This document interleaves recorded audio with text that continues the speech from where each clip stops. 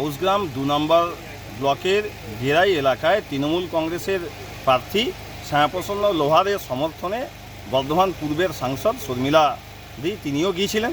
আর সেখানে অভিনব প্রচার করতে চেয়েছিলেন। গরু গাড়ি করে 6টা গাড়িতে প্রচার চলছিল।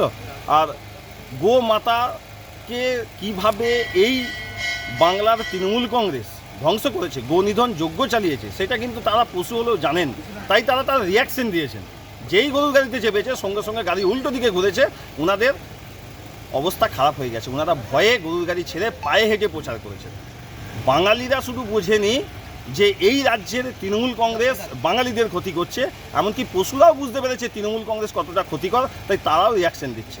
আমরা বিজেপির পক্ষ থেকে চাই যে তৃণমূল কংগ্রেস এবার বিদায় নিক, আর বাংলার গো নিধন যজ্ঞ বন্ধ হোক, গোমাতা গো সমাজ যাতে আবার সুরক্ষিতভাবে বাংলায় বসবাস করতে পারে, সেটাও আমরা বিজেপির পক্ষ থেকে চাইছি।